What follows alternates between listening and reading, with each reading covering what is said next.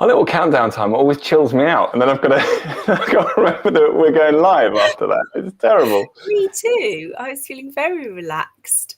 I think, Amy, you can introduce today. I introduce far too much. Go for it. Go on.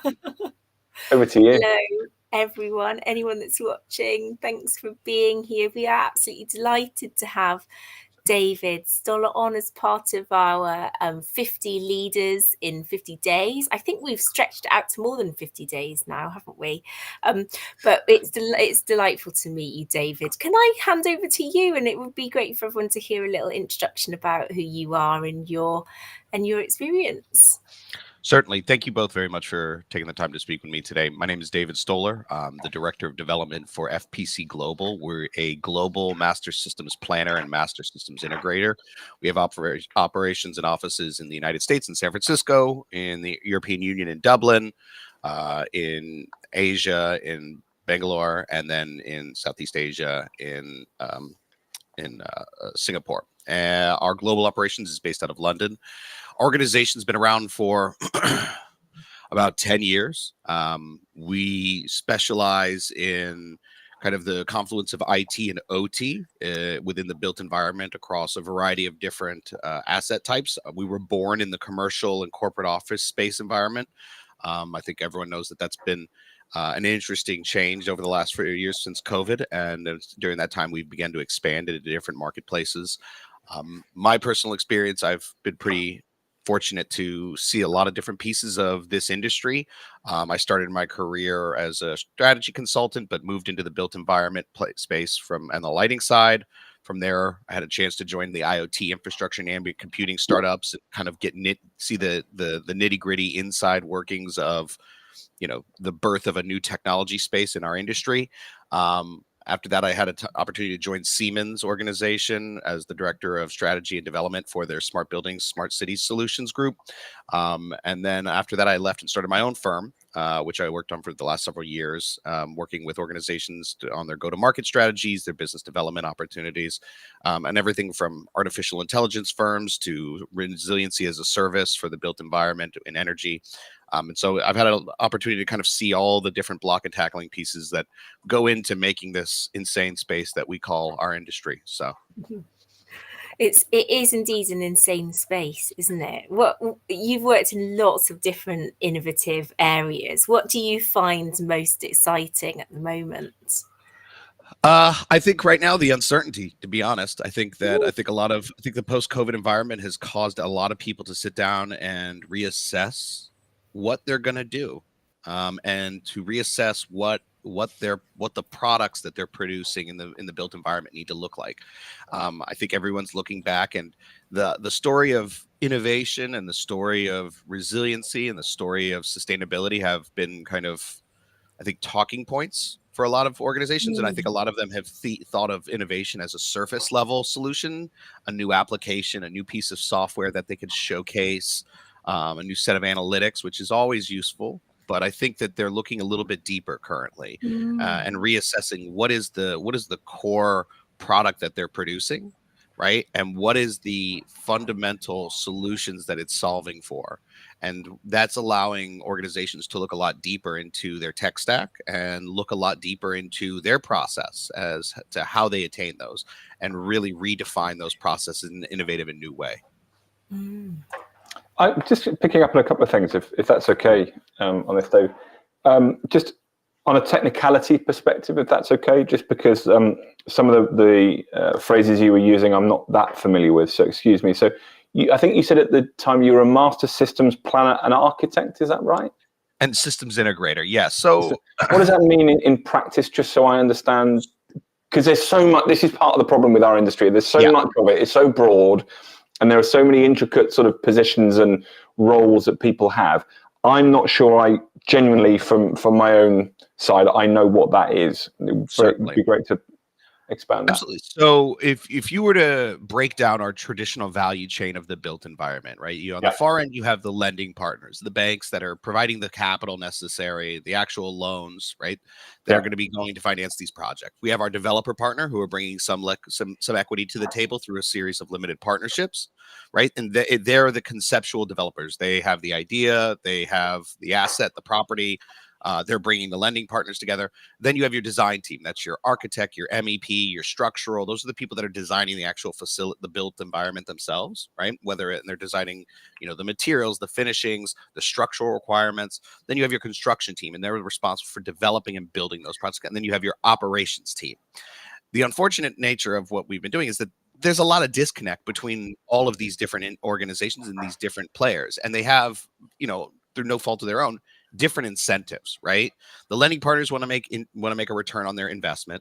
The developers want to develop a project that's the most profitable so that they can maintain the margin delta that goes on from there.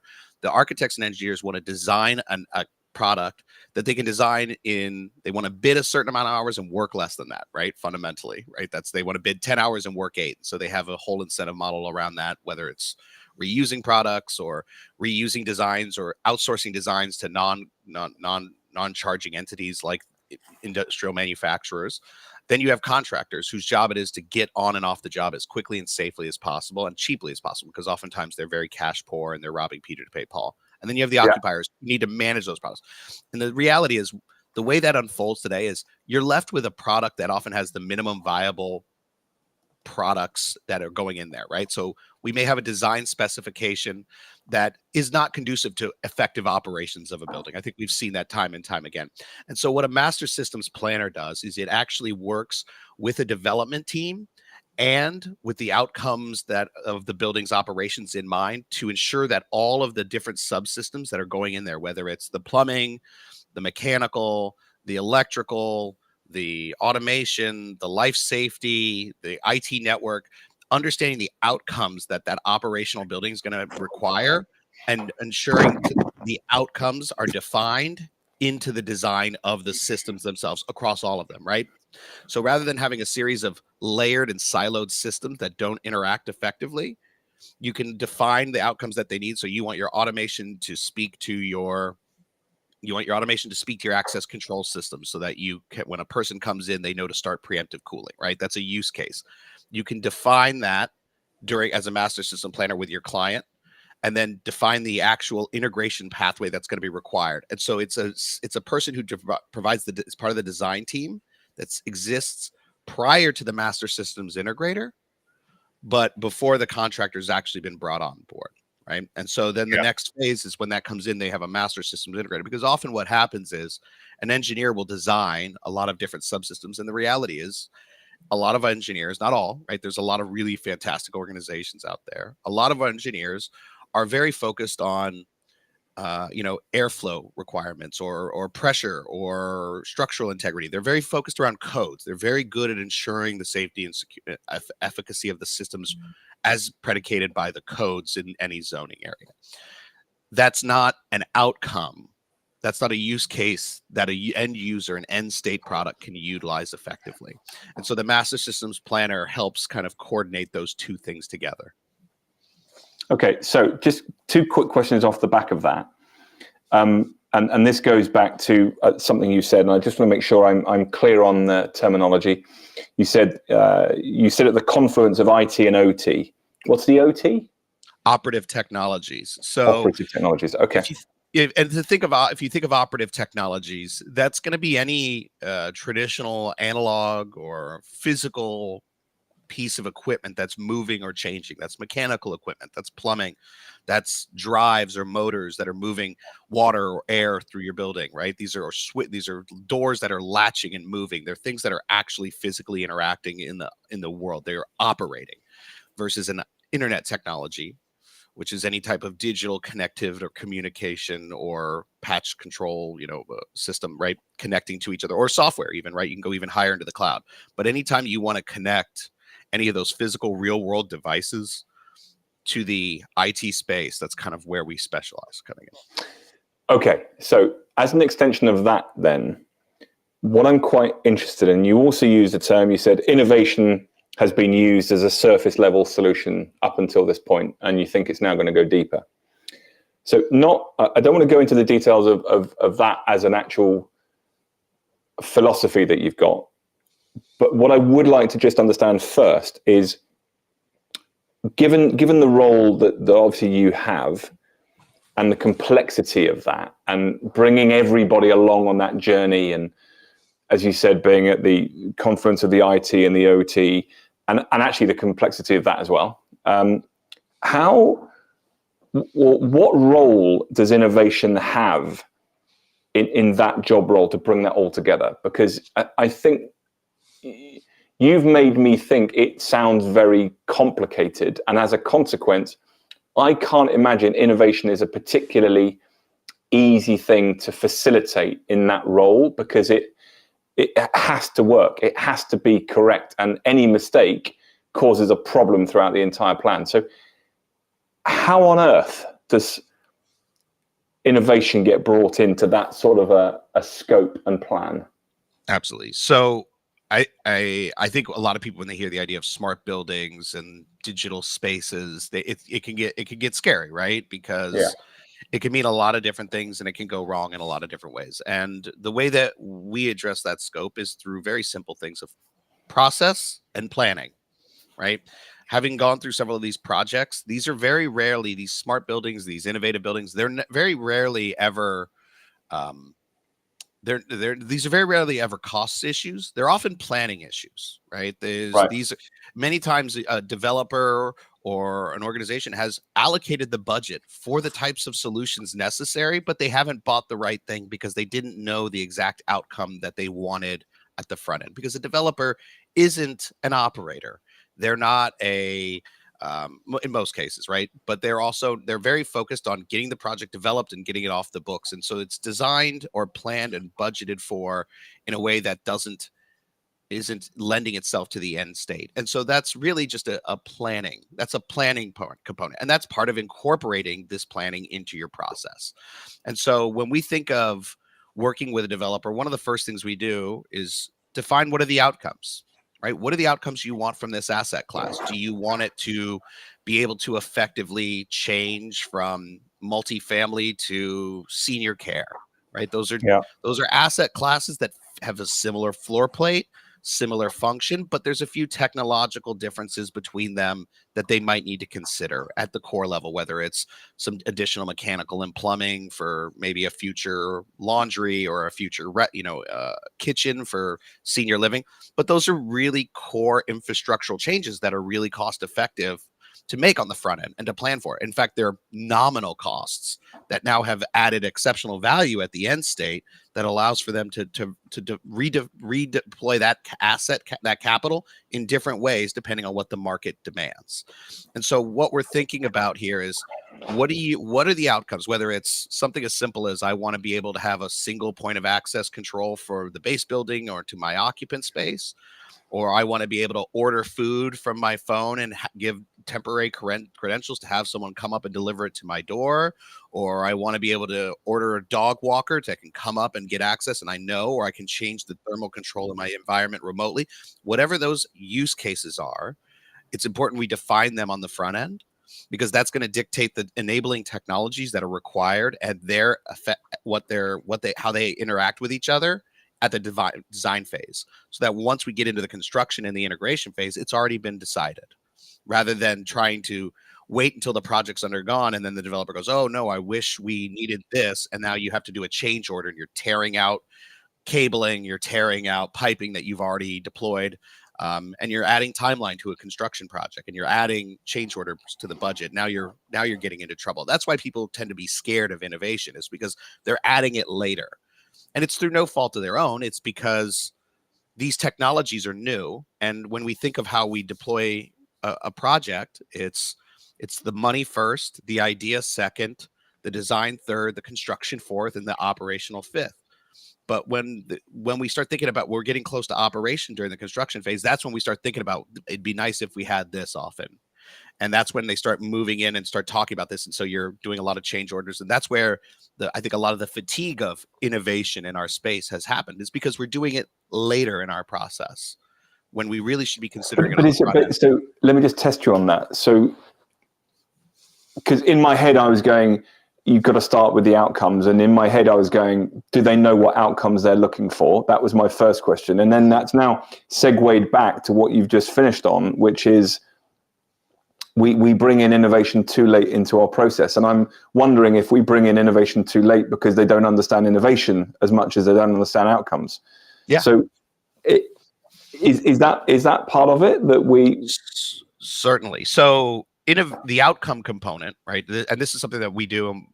We've worked on projects with other clients for in the past, but we have a process where, with a suite of hundreds and hundreds of use cases across different asset classes, whether it's office or multifamily or mixed use or corporate real estate or university campuses, hospitals, and we address the different engagement points that a person might have in that built environment, right? Whether it's enter, arrive, and depart. That's the parking component, that's getting through the building, that's entering the building, that's leaving the building, right?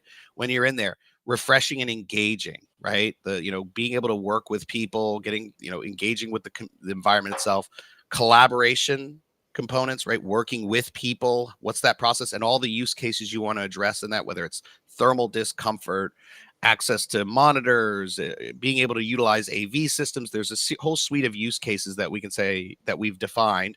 And what we do through this outcome process is we work with organizations across their executive team, right? Rather than a single individual. So this is a process through consensus where they prioritize a use case. This is highly important based off of our experience. This is very unimportant. And this is something we don't even care about. And what we do is through maybe there's 10, 20, 30 executives as part of this steering committee. They vote, they prioritize, they define what the outcomes they want to achieve. And every week we come back and we review, these are the high priority use cases you've defined. And is this true? Is this what we want from the arrive, enter, depart experience for this asset class? Yes, great. Let's push this aside and we'll move on to the next phase. And while that's happening in the background, we take that suite of use cases and we attach the enabling technologies and integration requirements that are required in order to deliver each one of those. And so now we're starting to define all the integration requirements and technological purchases. And we can say, all right, well, you are already buying an automation system. You're already buying access control. You are already buying an AV system. You're already buying, a Wi-Fi system.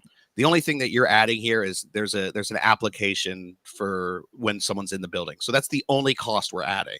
Everything else is already there. Now we just need to ensure that we buy those products properly when the time comes. And so we're defining the outcomes with them, and we have a whole suite of it. And they're coming back and saying, these are high priorities for us, or these aren't. And then while that's occurring in the background, our team is already working to establish what the technological requirements are. And then we work with the design team to engineer teams to make sure it's all done and stamped properly. I'm a fan of co-creation. Well, I'm a big fan of co-creation of solutions. I have run lots of co-creation projects around Innovation Pass, and I think that really works. I think that's great. I want to just go back a little bit to something that you talked about at the start. You're doing what I do. That's what I normally do, Ames. I always hang on a minute. Sorry, I want to go back to what you said. We'll have an argument about it later. It's fine. So you talked about uncertainty that's come about post-pandemic, and that's causing people to reassess what they need to do. And I'm interested to know, and I think we probably know the answer, but it may be different in your industry, in the States. What are the uncertainties, and what problems are those uncertainties turning up that potentially innovation or changes to the way we do things could help to solve? Yeah, I mean, I think the real kind of glaring obvious one is when we look at commercial office has had some challenges just due to the work from home trend that's kind of persisted. But that's had a lot of other built environment implications that I don't think people are really considering, right? So, for a long time, we all went downtown and we sat in our office. And when we got out of, when we went to lunch, we went downstairs and we went to the local cafe or the local restaurant for a meeting.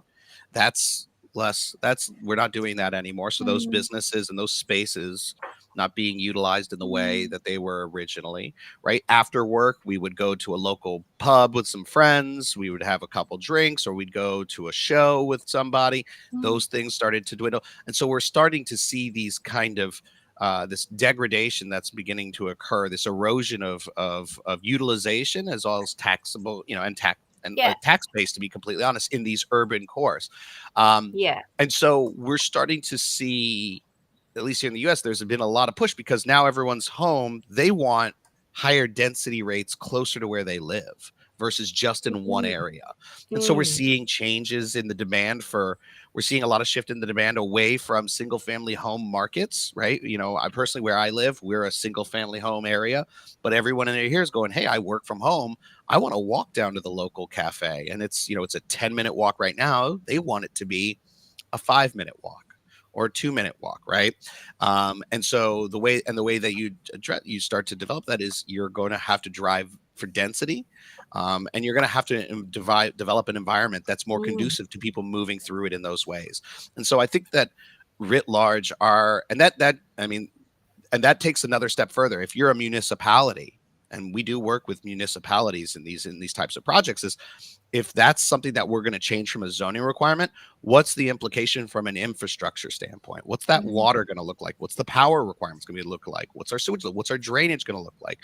And so these are all infrastructural outcomes that we're going to need to help define for going forward. And so I think it's changing a lot of things. And honestly, luckily here, at least in the US, the Infrastructure Act that passed recently is designed to derive money into these types of projects, right? So we have a lot of new sewage and water plans coming through, which, that's great because now we can update our core infrastructure. And that allows for us to say, all right, well, if we're going to do this now, what does that mean for what's this going to look like in 10 years, 20 years? And then we can redefine our zoning requirements, because I think we've been built and designed around a very specific way of working and operating for the last 100, 200 years in our cities and in our communities here in the US.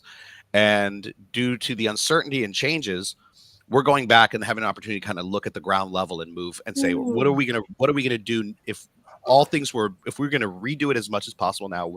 What's it going to look like? What do we want to have it? How do we want things to be designed? How do we want things to work? And moving upward from there, all the way from the infrastructure, all the way to the, and when we say the tech stack, I like to think of the tech stack from the toilet to the cloud, right? We're looking at plumbing, electrical, we're looking all the way up to AI, machine learning. There's just a huge tech stack that we consider throughout this entire process, right? It's not just software to cloud, right? Yeah. Which, by the way, is what I think a lot of people think innovation is a lot of the time. Yeah. Just I suppose on that then, given all of the different roles that you've had, from your Siemens experience on the sort of the corporate side to running your own firm and setting up strategies in digital transformation and all of the bits and pieces you've done, to where you are today, how have you seen the changes in leadership attitudes towards technology and innovation? Has it changed, or are we still where we were before? I would say that I think the attitudes have definitely changed. I think the desire for resiliency in both the assets and the products that they produce is driving innovation. They want to have a more resilient product. They don't want to have a COVID happen again. They don't want to be caught with their pants down in the same way they were during the pandemic. And, we're seeing that across industrial manufacturing, kind of reshoring to different markets away from China so that there's not a bottleneck. So I think organizations are looking to a lot of to strategies as it pertains to distributed assets, distributed procurement. I think that the challenges that they face is that there's very little decisions made by a single person, right? In my experience, there's no one person whose job it is to say, we're doing this, right? These are particularly the ones that are the most impactful, these larger organizations. They're driven through consensus of committee, right? And so and nobody's ever lost their job for not buying something.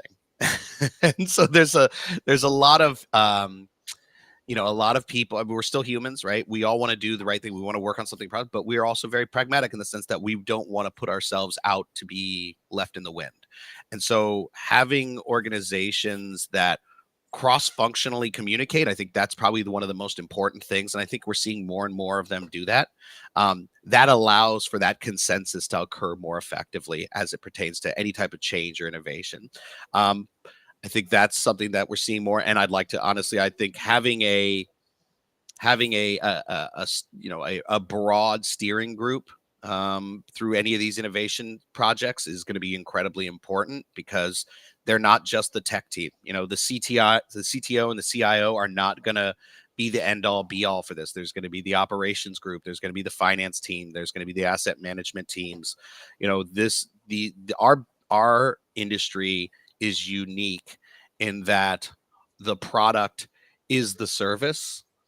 We are creating built spaces for people to be in, and that means that our product extends from account. We have to appease the accounting team, as well as we have to appease the operations team, as well as the tenant and utilization and asset team. So it's a very broad group of people that we need to be able to drive consensus with, and that can be difficult at times. Okay, so are you, just don't go back to that original point around the changes that you've seen.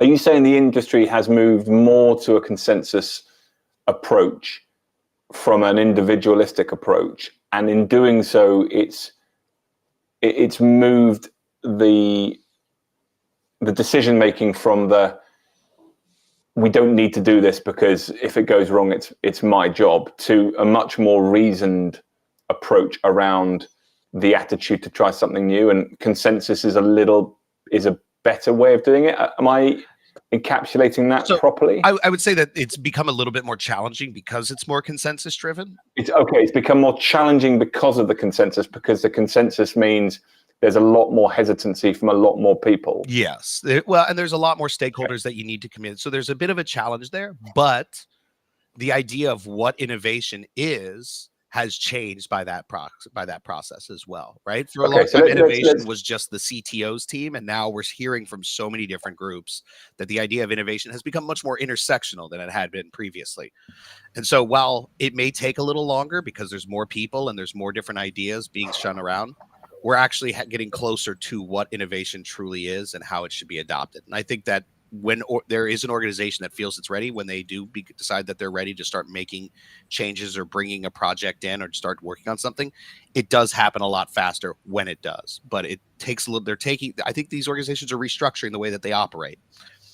So I have a question, whether you've got any insights about the future based on, all these insights that you're gathering from lots of different service users. So you talked about erosion of utilization being a problem, and it's undeniable. We are not going into the office as much as we used to. I guess the question is a bit controversial, but, the way things are now, is that going to continue to evolve? Because although people are benefiting a lot from home working, there are also people who are quite concerned about the impact in terms of well-being, in terms of social connection, the ability to solve problems, collaboratively is not, we know that our ability to collaborate and solve problems is not as good on a virtual call as it is in a face-to-face room. So I guess to summarize my question, are things going to go a little bit more back to people using commercial office space more, or is your sense that things are going to pretty much stay as they are now? Call the Pandora's box, Amy. Yeah. Well, I mean, if I knew that. I know that you don't have a crystal ball, but I guess I think you're probably swimming in lots of data on this stuff. I can tell you that what I think would be the idealized solution. I can tell you what I think would be the idealized solution. And when I think of kind of a distributed work, live, play community, I think of a college campus, right? That's kind of an idealized version of what innovation and community looks like. It's walkable. you run into people, you collaborate together, you have resources near you, right? In the course of a 30-minute walk, you can go to a theater, a restaurant, see a friend, go somewhere else. And so when we look to, I think that idea of that 15-minute city is still kind of gesticulating down into the urban planners. But when we look at these vertical office spaces, that's can I just say, David, I'm just going to put this in there because we want to be contentious. Yeah. I hate the idea of the 15-minute city. Really? Why is that? You see, I was going to say the opposite. I really like the idea of campus. I don't think it's achievable. So I'm going to ask you for a second. So maybe it's a little bit more appealing here in the States because we live in the 1.5 hour city. So we live in a vastly different environment. So the idea of a 15-minute city is really appealing here, right? But I was just okay. Let me tone back on my concept of hatred. It's not that I don't like the idea. Obviously, we would all love the idea of being able to be 15 minutes from pretty much every single amenity known to man. I just don't know if it's the right way of looking at things, and therefore the narrative is slightly out. Yeah. Because, if you take Nashville, we'll take London, Hong Kong was another one recently. I was over where was I just recently? Oh, all the different cities. A 15-minute city concept, given the legacy cities we're dealing with, I just don't know if it's necessarily possible. I think it's entirely possible with new cities, but then out in Riyadh 2 months ago, they're not planning for a 15-minute city because they're building everything horizontally. They're not building everything vertically. So this whole concept of 15 minutes, it's taken on a narrative of its own. And I think people have grabbed hold of that. Oh, that would be a nice thing, rather than actually thinking about it properly, which is, for me, it should be a citizen-centric city is the way that I've tried to term it, which is we think about the citizen primarily more than anything else. And what do they want out of it? And as a consequence of doing that, the narrative formulates what you'd like to get out of a 15-minute city, but you can't necessarily do it. But if you think 100% citizen-centric and what they're trying to achieve, then I think the narrative is much better. And it fits both retrofit cities and new cities that will formulate over the next century or whatever it is. So sorry, I just had to get in there. I'm not right, but I'd love to have a debate about it. I think you're right. I mean, I think the 15-minute city is a good proxy for what people really want, right? We want to be able to walk and we want to have stuff nearby for the most part, right? We want easy access to the things in our community. We want to be outside, to your point, Amy. We want to be outside where we're going to run into members of our community to get that interaction that we crave, right? We're social creatures. I think of when I think of like innovate, when we think about the innovation and the environment and how they are colored, there's this great story of MIT. I want to say it was Building 3, I believe. I forget the exact name of it, but there was this building that was developed. It was basically MIT needed to build this new building prior to World War II, and they sent out an RFP to architects and said, "You have 24 hours to respond for this temporary building that we need to build now." And so this architect put together this awful design. I mean, by all accounts, it's just the worst, least collaborative space of all time. It's multiple stories tall. You have one bay of elevators and these huge long hallways, right, with no windows, just door. And then on the outside, there was some windows that were there. And what ended up happening is over the course of the next 70 years, the highest rate of innovation of any particular university has come out of that. All sorts of components that went into the nuclear program, into the space program. And when they look back at it, they go, well, why, right? This place was awful. Every architect would tell you this is not conducive to collaboration. And what it turned out was that the limitations that were there what happened was it was confusing. It was poorly designed. And so people got off on the wrong floor and they would walk long legs and they couldn't turn around, and they would get off on the wrong floor and walk, and there'd be other people doing the exact same thing. So they would talk to each other as they walked.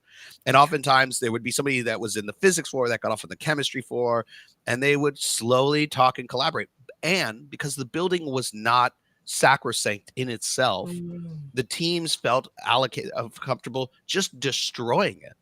right? It, So they need more yeah. space. They ripped a hole in the wall and they expanded their research lab into the next place over. And so it became this place where labs started to merge together and people started collaborating. And that's really what I think when we talk about an innovative 15 minutes, we want a place where people can come together, right? Yeah, In I think organic ways.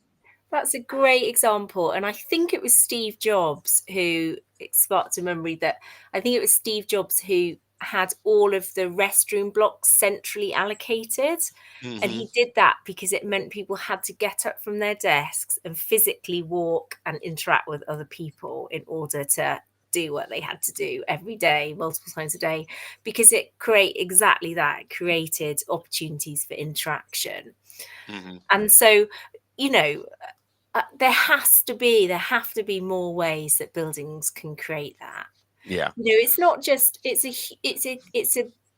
a debate about humanity, really, isn't it? How we get the balance right, because no one should be told anymore that they have to be in a place of work unless they really, really need to be. And at the same time, there needs to be that balance so that people can be well, because at the moment there are soaring rates of social isolation and loneliness, and innovation and problem solving is a problem if we're not in an office block, so or in some kind of collaborative space. I don't know if you saw what Lyft decided to do. They liquidated the vast majority of their commercial office assets, and they basically set a policy of where their teams can, they said you guys work from home, that's fine, right? But once a quarter, you're going to have a quarterly business group where you're all going to come together in one space and you're going to spend a week together working on, we're going to do our reviews, we're going to do some collaboration moments, we're going to have some happy hours, we're going to do lunches, we're going to have speakers, we're going to just really do this moment where we all kind of come together and spend time. And you're going to do that every quarter. And then and that allows for you to work wherever you want. And then for, I think, 3 months out of the year, you can work anywhere internationally.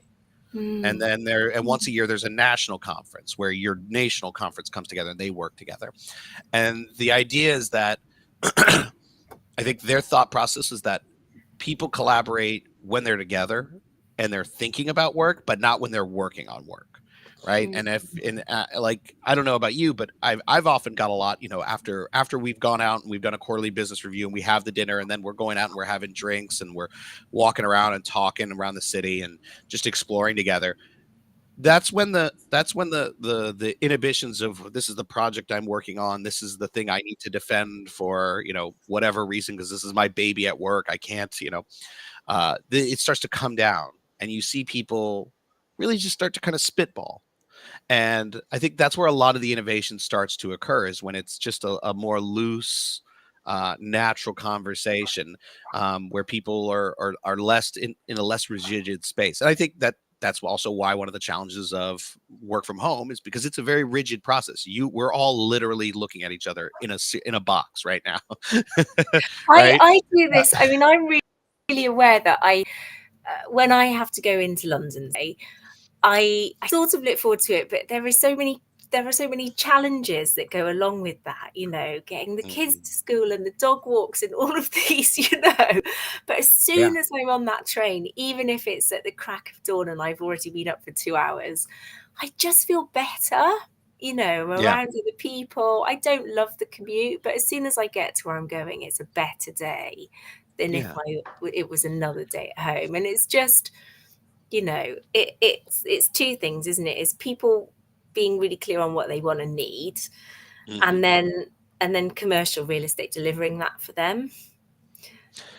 So I was going to take it back actually to what you were saying. We talked about the 15-minute city, but I think if we pull it back and talk about that commercial real estate, that verticalized space that we're not utilizing correctly. I think the big concern that everyone has is there's going to be some stranded assets out there due to, maybe our ability to redevelop those asset classes isn't as strong as we wish it was, right? Everyone says, just turn it into office. Well, here in the US, our floor plans for commercial office are often city blocks, and zoning requirements require, egress and access and windows for residential units. And so it's just not really tenable in a lot of these ways. Not to mention, there's just not enough core infrastructure from a plumbing perspective in many cases to support that many people, running water, running baths, flushing toilets, things like that. And so it's an infrastructural challenge that these buildings are facing. And so I would love to see us convert those to like verticalized, mixed use asset classes where there's a daycare, there's a hospital, there's a restaurant bank, there's housing, and people are taking elevators up and down and using the different spaces in their environment. That would be really cool. I think that would be really wonderful. Is that tenable? I don't know. I think that the big challenge is really at the financing side of things. I think this is one of those instances where the lending partners need to reevaluate how this asset's going to be used. And I think, honestly, it's going to take a bit of the governments to step in to not see these assets. And I think in the US, there's already been a couple $100 million of funding that the Biden administration has just allocated to redevelop these assets. But I think our lending partners are going to need to, I think that's one of our challenges is these organizations, a lot of the lending partner organizations these are institutions that have been doing things one way for a very long time, and it's been really, really profitable for them. And so I think asking them to look at things in a new way and reevaluate is going to take a little bit of work. But they're oftentimes the limitation I think a very few of these organizations are willing to throw more money after these assets to redevelop them after they've already made these substantial investments today. They're not a sunk cost fallacy kind of group, right? They don't buy into that. And so I think that's really the linchpin in redeveloping these built environments in the way that they're more usable for the way we live our lives today. So let me just boil into something you've just mentioned there and bring it back to an earlier statement around innovation as a surface level solution. You mentioned the significant investment that the industry makes in the assets it has. Is that part of the reason you feel that innovation has only really been a sort of a tick box exercise beforehand, or are there other reasons why the industry genuinely hasn't innovated? So that's part one. Part two is in reference to you saying, but I now think it's going to get a bit deeper. What has occurred to make the real estate industry care more about this? Certainly. So first, I'll answer the first question first. So the reason this has been a checkbox is because, our industry is made up of people from very different spaces, right? There are the people who come from the property side, the built environment, the construction, the MEP, the operations side, the physical side. There are people who come from the IT network and software side, right? Those are the guys that are doing Tririga and CAFM and, networks and Cisco. And then we have the people that are coming from the finance side, right? And those are organizations, and the people who make all of these decisions about how all of these projects get built and how all of these projects unfold are the finance side guys. And so they don't necessarily understand the technology space or the operational space that well, right? Because that's not their wheelhouse. And oftentimes when you go to a lot of these innovation trade shows in real estate, a lot of that is just accounting software innovation, right? Because that's what they're looking to. And that's the world that they live in, and it makes sense, right? And so there's a need to kind of bridge those gaps. That's part of what we try to do as a master systems planner, is coordinate with these different groups, understand the needs of each one of them, and drive them home to a use case on the front end so that they can allocate the funding or plan for it appropriately. But I think that's why it's been a checkbox, is because they go, we need to have a smart building, because everyone else at the trade show had a smart building, and they're using this one app called blah, blah, blah. And we need an app. That's what the customers say they want. That's what the other guys are having. It's a very much a keeping up with the Joneses kind of environment, because the way they live and die is through a pro forma and an Excel sheet. Right. And you can't quantify the things that we're talking. It's very difficult to quantify the kinds of things that we're talking about in the built environment in a pro forma. Now, there are people out there that are trying to do it. And I've worked with a few smart kids over at Vanderbilt University who have kind of helped to try to define these innovation investments into the pro forma and try to define how they impact, the lending rate, the net operating income, all sorts of things like that. But historically, that's just not the way that these guys have operated. And so I think that's one of the big challenges there. The next question, I'm sorry, and you can repeat it for me. It's purely about the next steps. You said it's going deeper now. Yes. So what has changed? Because if it was always the finance, has it moved more to an operating angle, or the finance team really now worked out that they need to look at the future? I think the finance team under that, and I think that goes to these intersectional groups that we talked about earlier. Now the finance team is talking to the operations team, and they're going, well, why is our operating cost so high? It's like, well, because we bought this type of BMS system and we didn't connect it to all these different things. Oh, okay. Well, that's why. So now I think they're learning. I think that we're in a information gathering phase in this new innovations group. And so that's where I say it's going deeper. Now they're going, we need a better BMS strategy. We need a better, access control strategy. What's that going to be? Because they're hearing from all these different team members in their group now. Before, finance did the pro forma, right? Construction team got the budget. They worked with design did it, and it was all very siloed. And now, because we're creating these like lateral organizations that exist through it, where they all collaborate, we're starting to see. Now, it's going to take a little while for everyone to understand each other's needs and pain points, but the fact that they're doing that is going to be important. And that's why we're starting to go a little bit deeper. So now we're understanding things like, if I'm going to build, and this, I've used this example, but I walked a site with a developer here in Nashville a couple of years ago.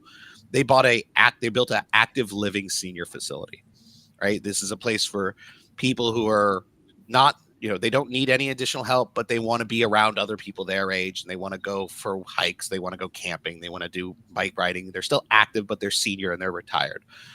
We walk the facility. It's conventional kind of garden style development, but there's a theater and wet bar in one of the spaces that we go into. And they're like, yeah, this is a theater, and we have, you can set up your bar, and there's an ice machine, and there's drinks and a washing, so you can have cocktails while you show a movie to you and your friends. But this is a floating slab. We've plumbed it to be a laundry and we've put in the mechanical ductwork so that we can pull out large quantities of air so that this can become a laundry or a kitchen or these other uses. Because in 20 years, 15 years, 10 years, these people might not be active seniors anymore.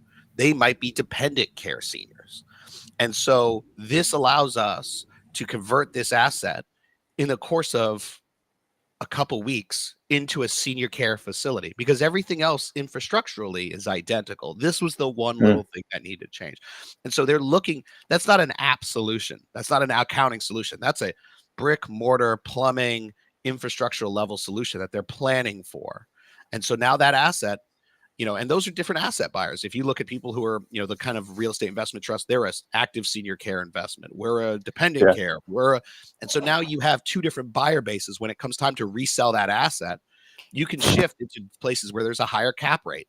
And so when you start talking about, that's what they're starting to see. They go, well, now if instead of a angled, parking garage, let's do it level, and then let's plumb it so that maybe if nobody comes here because parking dies, we can turn this into retail, or we can turn this into some limited housing, or we can turn it into understanding that they can change things down the line, and they're going to, right? No assets have done the same. And I think in the UK, you guys tend to have a easier time because you have changed your assets so much over the last several hundred years of history. And so there's not a idea of permanence of the assets in the same way that we tend to have here in the US. And so I think we're starting to see, I'm going to build this high rise. It's going to be here for 100 years, probably. Is it going to always be an office building? Probably not. And so knowing that, what can we do to invest if we're going to maintain this asset the whole time so we can capitalize on what's hot in the market at any given time effectively? That's important. So that could be infrastructure, that could be systems, right? Or that could be software solutions. And so defining what those are, I think they're starting to understand that because they're talking to these larger groups. Yeah, I think that's really valuable. I think that's a really important point about the asset flexibility and looking in decade-long timelines, not year-long timelines. I get that. And that goes back to your lending partners, right? If you want to get a loan right now, you're going to have a hard time getting a loan for some commercial office space right now. Yeah. But if you got a loan for an asset that was designed with a floor plate that allowed for it to be, multi-dwelling unit residential that could convert to office over the course of a couple of weeks if the market shift, or into hospitality over the course of weeks, and you can showcase what that asset flexibility, that reduces the risk profile. And that's what the banks care about, right? When you talk to these lending partners, they want to know, does it cash flow? That's the first thing. Like, if it doesn't cash flow, they're not going to talk to you, right? They're going to want to know who is this person that's developing this project, and what's my risk profile? Those are the first things they talk about in committee when they go out to decide whether they're going to approve a loan or work with somebody. And that risk profile, you can if you as a smart building developer or an organization who's concerned about innovation, you can impact that risk profile by designing appropriately and planning accordingly. I agree. So look, So Amy, have you got anything to finish on from your side around? I have one sort of observation and a question. So my observation is that I think a lot of what you've talked about in terms of what's changing is that, in the past, users, particularly commercial office space, we just kind of took what we got, didn't we? And certainly here in the UK, you were really lucky if you got to go to a nice office. Many of us didn't. God, if you worked in some of the public sector, some people accepted having ceilings that occasionally fell down in part of you, and you just took what you were given. And I think since the pandemic, people have been much more vocal about actually what they want and how they feel well at work and all of these. And I think from what you're saying is that a lot of this, the voice of the user is driving change. So is that right? And my question for you, if it is what are the changes? Can you summarize for us? What are the changes that you think people want now? What are they looking for? So I agree. I think we are listening to what people want in a way that we haven't in a long time here, at least here in the US, is from what I'm seeing. And it sounds like that's happening globally as well. I think that what we're going to see is the things that drive you to come into these spaces are going to be the same things that drive you to go anywhere today. And when I leave my house, I'm going to get lunch, right? I'm going to a restaurant. Maybe I'm going to go work at a cafe, but I'm going to the doctor's office. I'm going to the dentist. I'm dropping my kid off at daycare, right? Those are the things that drive me to places that I can do these kind of things that I can't take care of at home. And so I think that when we start to look at what's going to start making people come back to these office environments, if you have a daycare, I think a lot of people, the challenge is, my kids sometimes are sick and sometimes they this and there's this. So if I have a place I can bring them and have them, especially when my kids were young, that would go a lot further. If you have a daycare, if you have an elementary school, right? And so these are spaces. Idea. Like right now, that seems extreme, but why is that extreme? It's so sensible, isn't it? Yeah. And then my kids are in a box in a building somewhere.